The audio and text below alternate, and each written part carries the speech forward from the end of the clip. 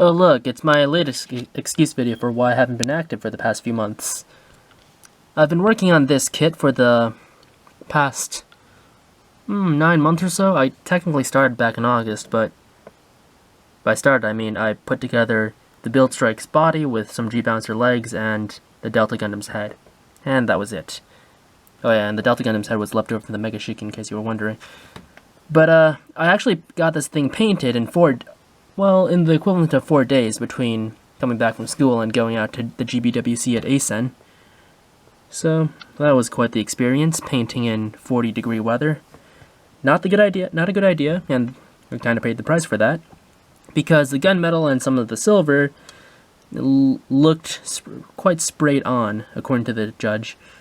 Oh well. So I went back and repainted a bunch of parts because of that. And also, some of the paint chipped in transit, so I also repainted those parts. But yeah, I'm finally satisfied with how this turned out. I call it the Delta Storm. So as I mentioned, it's just the Build Strike's body with the Delta Gundam's head and the G-Bouncer's legs, with a lot of customized campaign parts for the hand cannon attached to the back of that arm, along with the Gundam X's Gatling gun. Let's see, I modified the shield a bit. I took some builder's parts thrusters and stuck one on there, as well as the backpack's arms, because I thought, hey, this thing on the Build Strike's shield kind of looks like a pile bunker of sorts. Wouldn't it do more damage with the thruster at the back? For like a punching attack or something? I don't know. Also modified the Build Strike's shield's connector because it doesn't have a peg at the back, and I wanted to attach the H3's gauntlet, so I just cut off a peg, cemented it on, and voila, just stuck that on. So that it can also access a beam saber there too. Some campaign parts for the Gatling gun, the backpack itself. Also took some Gunpla battle arms, short arm connectors right there. These little connectors were from the leftover Power Gym cardigan connectors from the Super Fumina kit. And that's from the Hyper Battle Weapon set. That's a scissor sword. I think, oh yeah, and that's just left over from the Power Gym cardigan. It's the connector that the original Power Gym used for the beam saber, and I thought, that's a great way to mount the sword. Or that's the only way that's the best way I could think of, short of using some sort of poly cap to slide the sword into. I think it works well.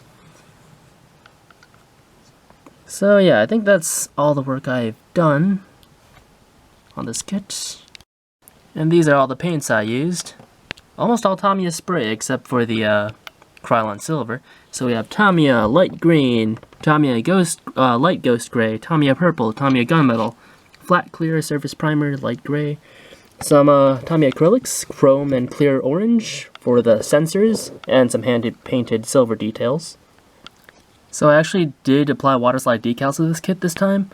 Some on the shoulders, front and back, on the chest, and on the knees where the G-Bouncer's needle guns are. All places I thought were significant enough to warrant some. Probably should have applied more, but I honestly don't like applying waterslide decals. It's a bit of a hassle to get them lined up properly.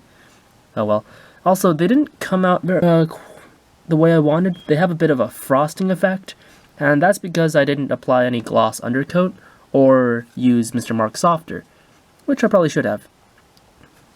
In my defense, this is like the second time I've ever used waterslide decals. The first time, it was pretty much the same deal. Oh well, lesson learned. We'll keep that in mind for next time.